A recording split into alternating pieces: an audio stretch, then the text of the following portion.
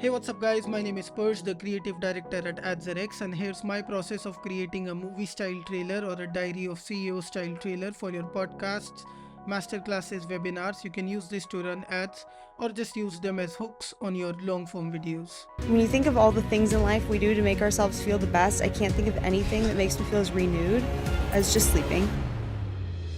I was extremely sleep deprived. My grades started to go down, my health started to decline, I was getting sick more often. It was impossible to try to balance it all. My body cannot function the same way. My digestive system shuts down altogether. The brain fog, the fatigue, irritability, attitude, perspective, communication skills, all of it goes out the window. It's literally punishment. Why are we punishing ourselves by depriving ourselves of sleep? Totally. Our deepest loved people in our lives, and yet they can oftentimes get the weaker sides of ourselves. Sleep is everything. It's such a foundational piece of our functioning as humans. Go take a nap. Go. Go sleep.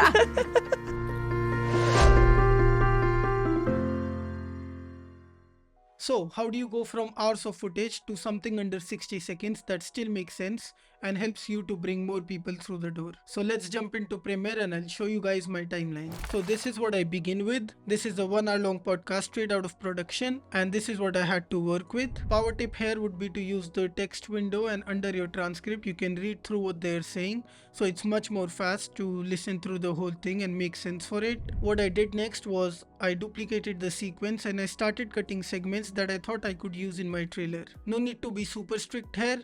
We are just trying to get the best pieces of information that we think we can use in our trailer, and later down we can condense it into a short amount of time so that it makes much more sense in our head. Also, one thing I do is I label clips in different colors depending on what I think I can use it for, and you can do this by the way by right clicking on the clip, go to label, and you can choose a color. So I color it based on what I can use it for. So maybe all the green clips that you see here was potential hooks, all the yellow or all the pink clips that you see here were all the possible pain points in the story, and so on. This was the second step in my process. Then I duplicated my sequence again, and I brought all the clips that I cut and colored into a new timeline, but I still had 5 minutes of footage. So this was the time to be super strict. If you come across anything that you feel dicey about using, or if you're unsure if you want to use it, my tip would be to just cut it and try to reduce it to as short as possible. So again, I duplicated my sequence and then I started cutting more, and now I had 2 minutes of footage left. So we are really getting close to our desired length. And why I duplicate all my sequences every time I cut something is because in case I want to go back to something, I can always go back. So at the point where I just had 2 minutes of footage left, what I do, it's called the Pancake timeline method. You can just drag your timeline like so and place it on the bottom. You can simply copy or drag some stuff in your new timeline. So I was just going through it and bringing stuff here to create the sequence for my podcast trailer. Let's also talk about how do you build out your sequence, or how do you build out your story, and what structure do I use. So the first thing you need is a cold open or a hook. The requirements for this is simple. It just needs to be short, entertaining, and it should require little to no context. And then you need to have 2 to 3 acts. So the first one can be the premise of the story. What are we talking about? The second act can be the conflict in the story. What is the one thing that my target audience is suffering from? What are all the pain points in the story? And then for the last act, it is the climax of your story. How do you solve this problem for your target audience? And as an option, in the end, you can use a button or a last tease to make it intriguing to watch through the end. Just some piece of information that you don't give away completely, but encourages your viewer to keep watching. So hopefully they find the solution to this one last thing when they watch the whole thing.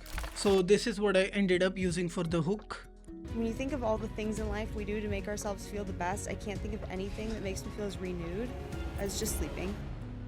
So really quickly, just in the beginning 5 to 6 seconds of the video, we already have a premise of what the video is going to be about. So this served as a powerful hook. And for the pain points, this is what I ended up using. It is all the things that the speaker was suffering from by not having enough sleep. It is instantly relatable to the viewer. It invokes emotion of empathy, and it is really agitating the pain point. It is really making you feel like that you want to know the solution for it now. I was extremely sleep deprived. My grades started to go down, my health started to decline, I was getting sick more often. It was impossible to try to balance it all. My body cannot function the same way. My digestive system shuts down altogether. The brain fog, the fatigue, irritability, attitude, perspective, communication skills, all of it goes out the window. Now here, after the hook and the premise of the story, I wanted the viewer to feel curious. I also wanted to add a little pattern interrupt. I did not want to keep hitting on their pain points. At this point in the story, we are already 30 seconds in. Now I want the viewer to feel, okay, I know what we are talking about. I know what the problems am I facing, but why am I facing these problems? I wanted to invoke this curiosity in the viewer to also encourage them to keep watching. So this is what I ended up using for my pattern interrupt, or to just invoke curiosity. It's literally punishment. Why are we punishing ourselves by depriving ourselves of sleep? Totally. Moving forward, I wanted to create an escalation on the conflict, kind of like, oh, if you don't watch this video right now, your life is gonna be in shambles, you're gonna be in big trouble. And I wanted something that invokes fear here, and I also wanted something that was emotional and touching. So this ended up serving really well. Our deepest loved people in our lives, and yet they can oftentimes get the weaker sides of ourselves. Sleep is everything. So this ended up being really powerful. And then, as I said, in the end, you need the climax to the story. You want to give them the solution for the problem they are facing. So this is what I ended up using for the solution or the climax in the story. Let me play it for you guys. It's such a foundational piece of our functioning as humans.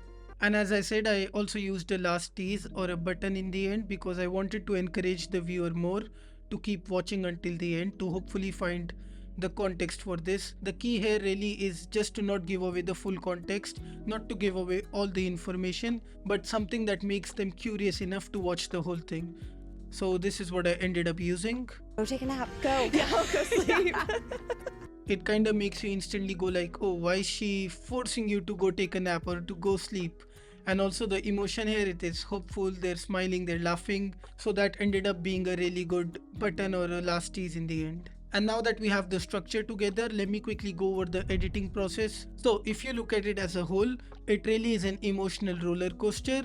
You change emotions of the viewer constantly. So you want your music to correspond to this. Instead of just using similar type of music, a really powerful tip is to use different genres of music. So in the beginning, I use epic music, build-up music. Until the pain point, it is still building up. It kind of gives you the feeling of, oh, something big is going to happen, something big is going to drop. And then when I escalate on the conflict more, I use emotional music because what she's saying is really emotional and touching.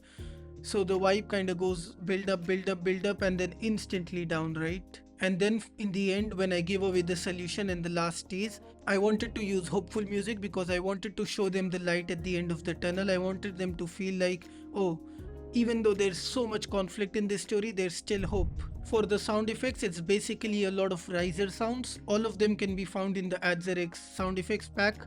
I'll leave a link in the description for you guys. Let me just quickly play some for you guys so you have an idea what a riser sounds like.